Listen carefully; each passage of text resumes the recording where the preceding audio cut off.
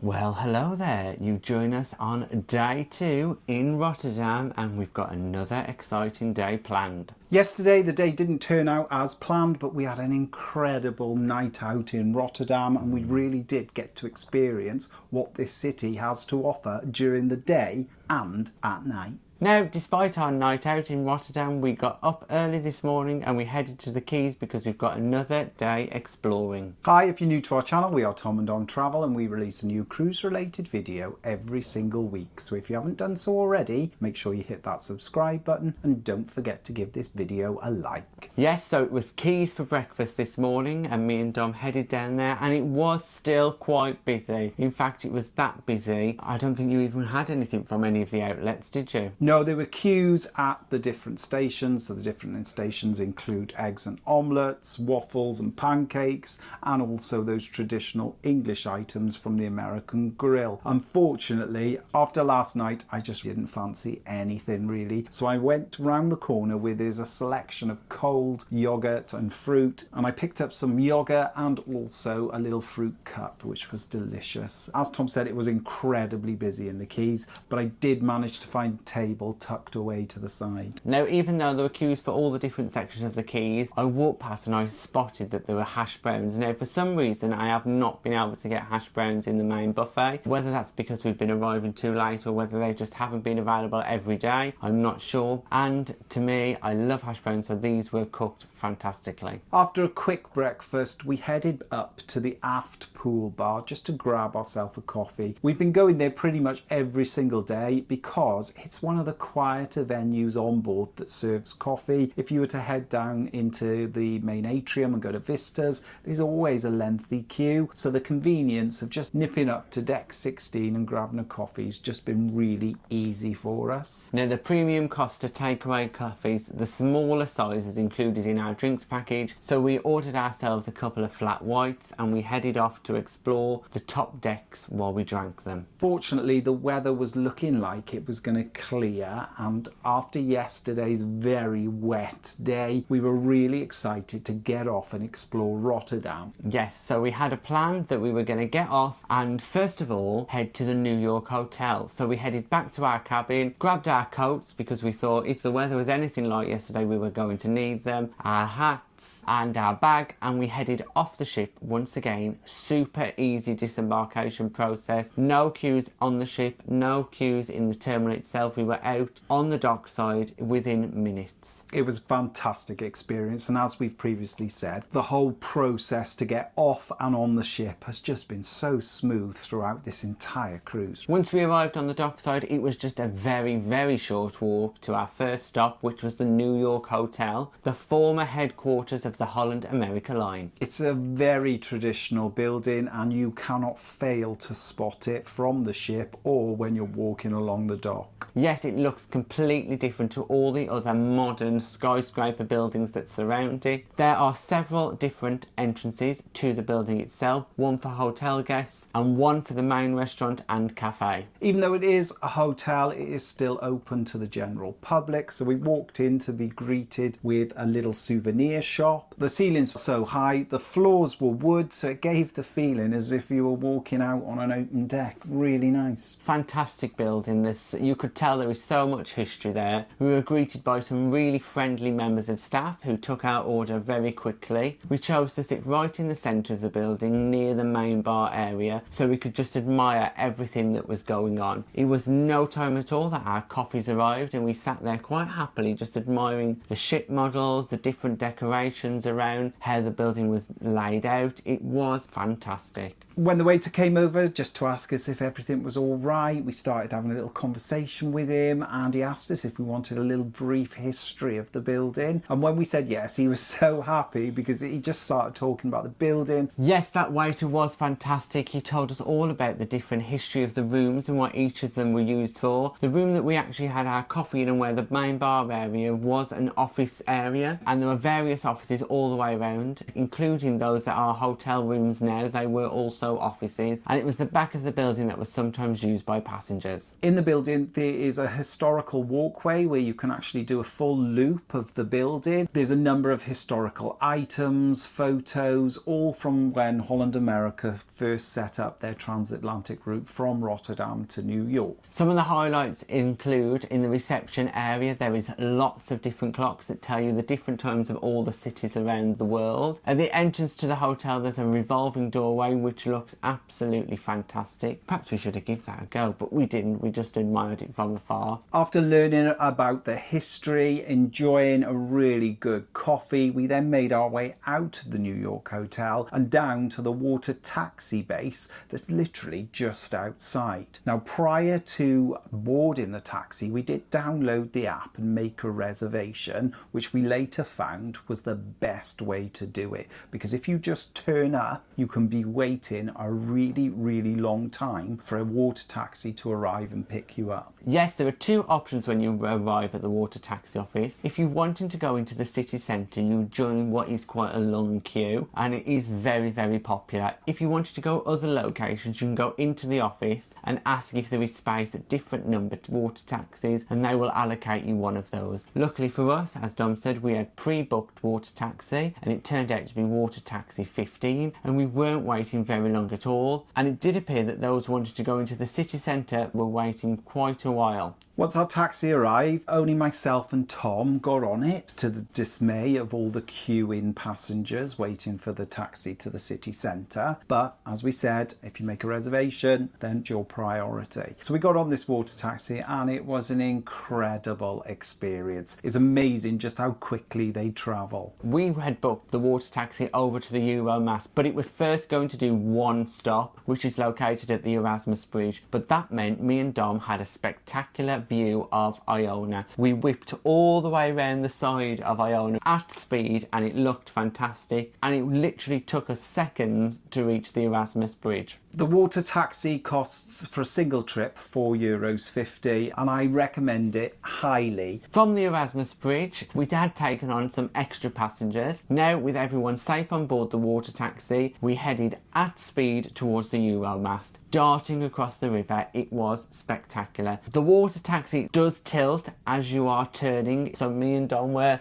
moving side to side, but that makes for the fun of the ride. So if you are a little bit weary about that, just make sure you are aware, but it really is a fantastic experience. There's a water taxi pick-up and drop-off point just outside the EUROMAST, which is really convenient because we got off the water taxi, walked across the road, and we were there at the main entrance to the EUROMAST. The EUROMAST has been one of those attractions in Rotterdam that myself and Tom have been really looking forward to go into. It gives you some incredible views from 185 metres off the ground. It is chargeable to enter the EUROMAST, and it is actually split into two fees. You can go up to the viewing platform halfway up, and then once again onto the Euroscope, which is the rotating platform where now newly added in the last 12 months is a glass floor viewing area that opens up as you are ascending up on that rotating platform. So after you enter the EUROMAST building and you purchase your ticket, you go through a little turnstile and you're directed to an elevator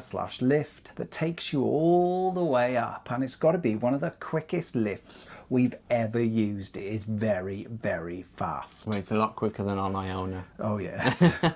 Once we arrived, we got to the main viewing platform and we were just blown away by the views. The weather had cleared and the skies were blue, the sun was shining. It was beautiful. We couldn't believe how far we could see. Now, we didn't realise that places such as Delft and The Hague were just so close by, and you could see those cities from up here on the EUROMAST. You could also have a perfect view across the port and to where we were yesterday, over to SS Rotterdam, and then further afield such as the football stadium. On a really good day, you can even see all the way over to Antwerp. Surrounding EUROMAST, there are a number of really nice attractions, including this beautiful park that from the top looked incredible. Once you'd reached that platform and we'd explored it for a little while, you could ascend up to the second level of the platform, which again gave spectacular views. There's a narrow winding staircase that takes you all the way up, and it can be a little bit daunting for those that don't like heights. But don't worry, there is also a lift available to take you up.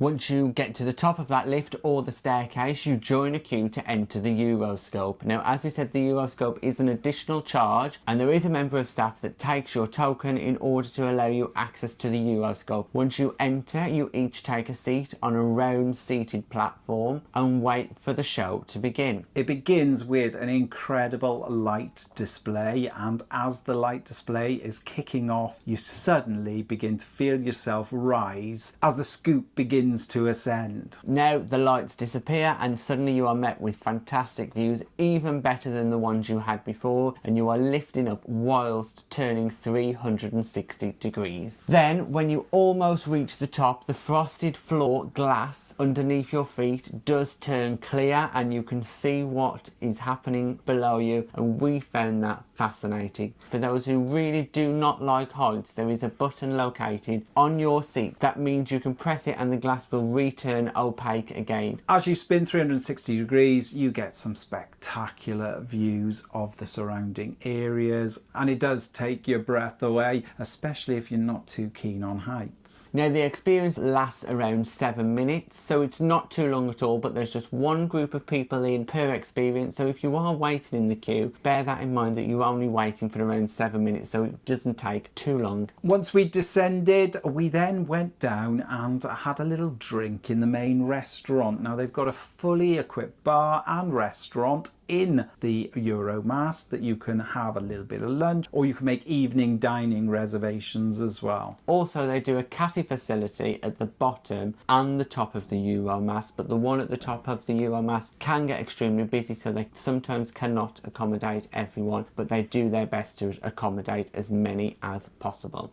So all in all, we'd say we would probably give it about an hour and a half to spend at the EUROMAST to fully appreciate it. The EUROMAST experience definitely didn't disappoint, and we thoroughly enjoyed ourselves, and we'd even go back again in future. The total cost of entry for the two activities is around about £20 per person, so it's not too bad at all. And then as you exit the EUROMAST itself, you go through a small little gift shop and a cafe that we spoke about earlier on the ground floor level. From the EUROMAST, we decided to go and have a walk through one of the parks that we could see when we were at the top, and it was beautiful. There were so many people out enjoying the good weather, walking their dogs, sitting there having coffees, and even preparing for the football match that was happening later on in the evening. Yeah, in such a contrast to yesterday where the weather was awful, it was pouring down with rain most of the day. Now it was about 15 degrees, bearing in mind that it is February, and we couldn't believe how warm it was. We definitely didn't need the big coats that we had on. From the park, we decided not to take another water shuttle taxi, but actually to walk through the city of Rotterdam back towards the Erasmus Bridge to get back on Iona. As we crossed the Erasmus Bridge, it's an ideal place to take photos, and of course we had to oblige. We even spotted someone doing a little gender reveal for their baby, which was quite interesting to see, and it's an unusual place to choose, I suppose. The bridge is always very busy with people, trams, bikes, but it's an excellent place to photograph the ship. Again, like we have said before, it was a very easy process to get back on Iona, no queues at all, through security in minutes and back on the ship.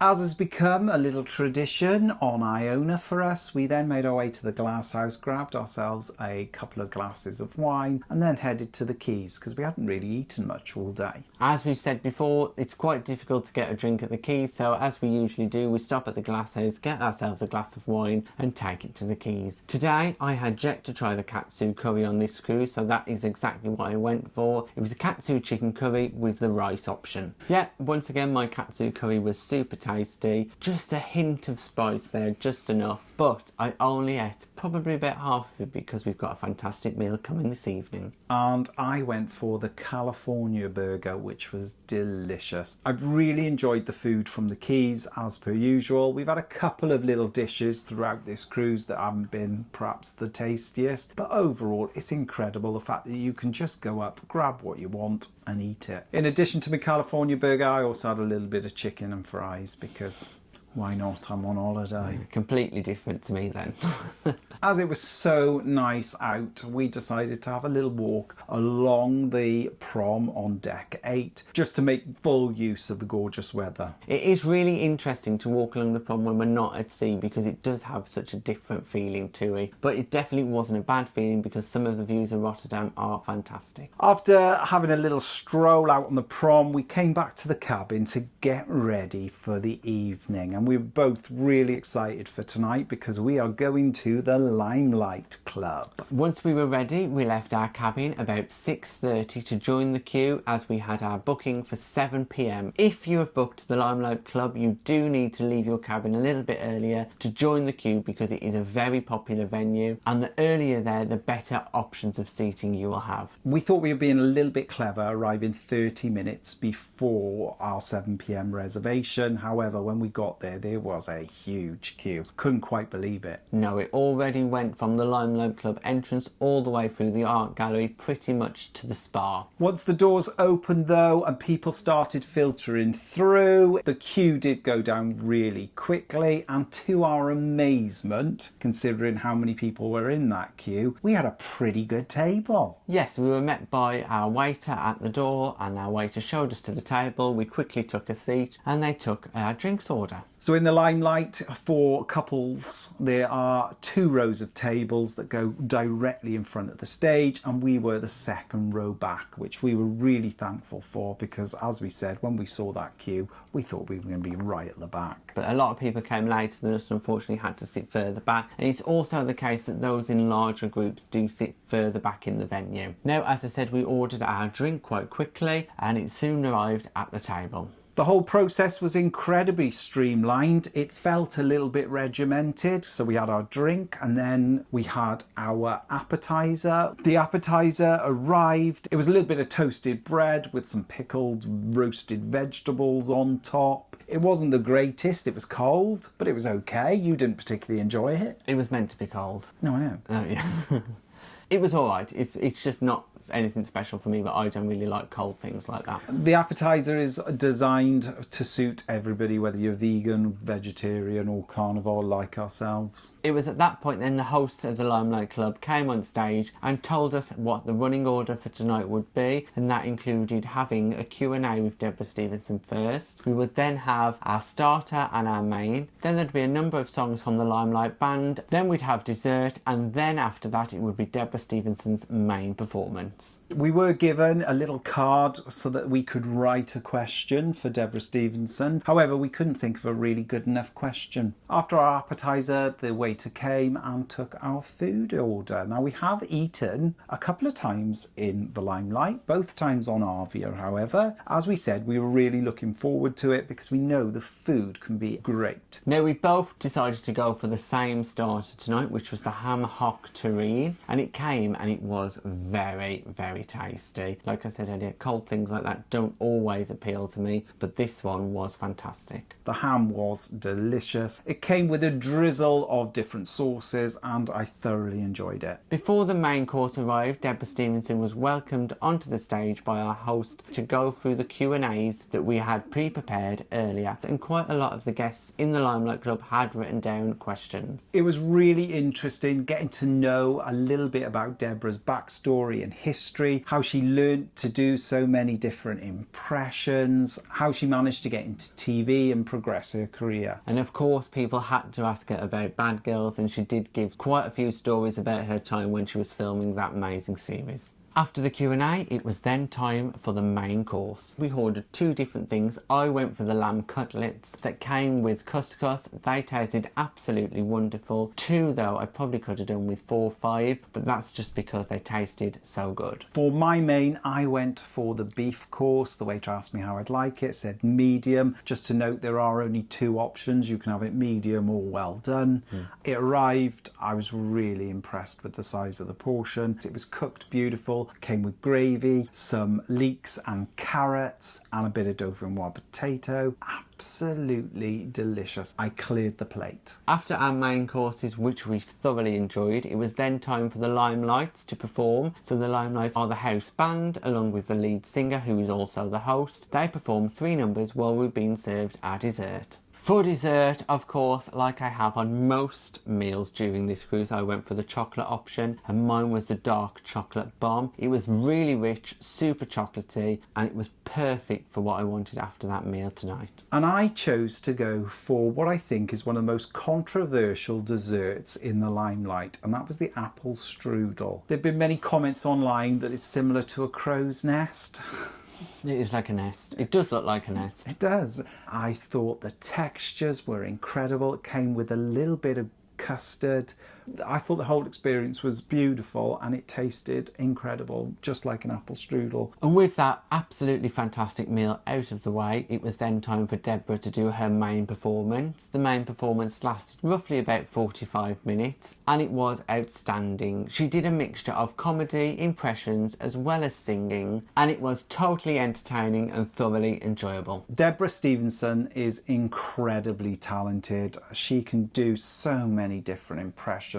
Her comedy is on point, and she's got an incredible singing voice. We think the Limelight Club is one of the best things that P&O have to offer, and if you get the chance to book there, try and go and see one of the shows. Overall now we've been to 3 Limelights, and we thoroughly enjoyed every single one. Now the Limelight Club finishes as a paid venue from 10 p.m, and after that it did turn into tonight karaoke in there. For us though, we chose not to stay for the karaoke because nobody wants to hear us sing. Instead we decided to head up to the Sky Dome because tonight was one of the first performances of SCHHH, the new experience created by Nicole Scherzinger. SCHHH was advertised in the Sky Dome from 9:30 until midnight, so we didn't get out of Limelight till 10. As we got to the Sky Dome, it was very busy. There were people on deck 16 and then sat around on deck 17 watching the performers. The performers were all from the Headliners Theatre team. It was really entertaining and interesting watching them doing their little dances, and then it kind of just stopped.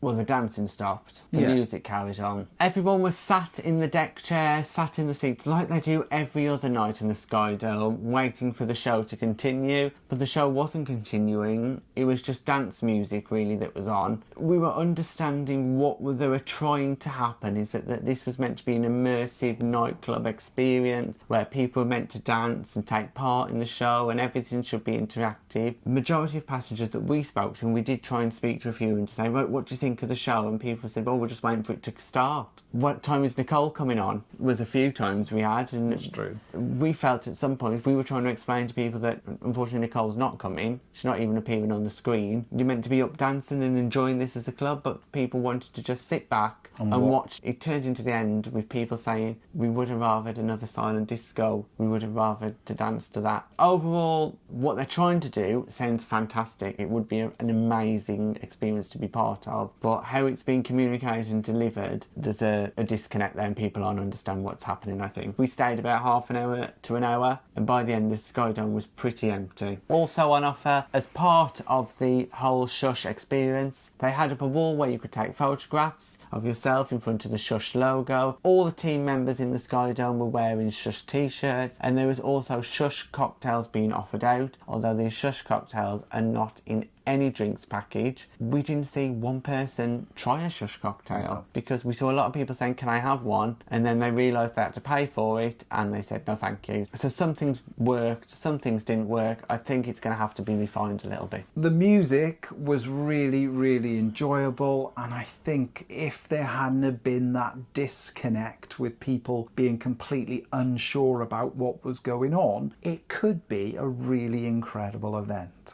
As a result, the whole experience of SCHHH lacked any atmosphere at all, and it did feel quite uncomfortable. So that was one of the reasons we left, because it just wasn't an enjoyable experience, unfortunately. So instead we decided to head down to the clubhouse to see what was happening there, but unfortunately we mistimed that. We were planning on staying in SCHHH, so when we arrived the band had just finished, and that meant there was no entertainment on until later on in the night, probably in an hours' time when it was the late night performance from the comedian. We didn't struggle to find a seat. As you can imagine, the entertainment had finished and everybody had pretty much cleared out. We grabbed ourselves a couple of drinks, we chatted to a number of our fellow travellers, and then we decided, because there wasn't that much atmosphere in the clubhouse, we decided to give the casino a go, and we couldn't believe how busy it was. The casino was the busiest we had seen so far on this cruise. It felt like an American cruise line, if you know how busy they are. It's not normally that common on British cruise lines to be so busy, but this was packed. There were people waiting to get into the tables, there were people waiting to get onto the slot machines. It was very, very busy. We had a little bit of a gamble, nothing too excessive. We had one more drink and then we decided to go up to the buffet. We did plan on having an early night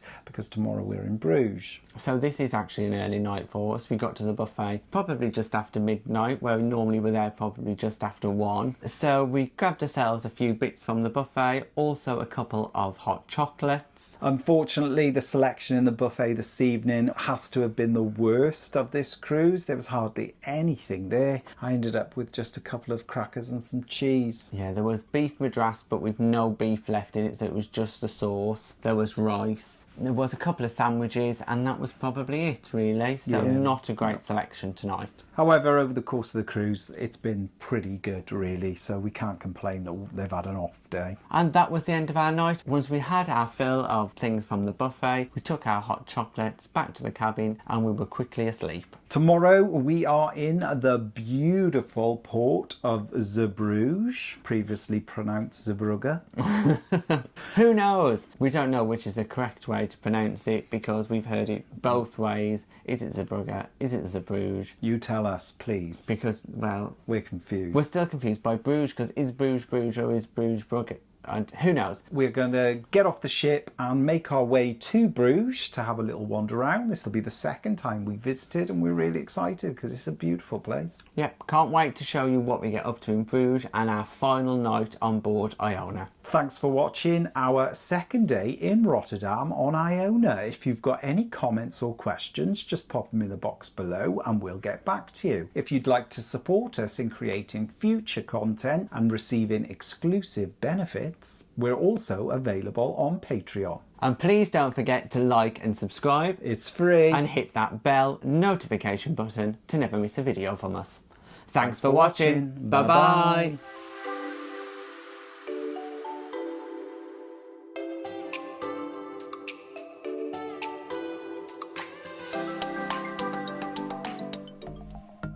Thanks for watching. We've got lots more content available on our YouTube channel, so press that subscribe button. If you're interested in receiving daily updates, we're available on most social media platforms. Just search for Tom and Dom Travel.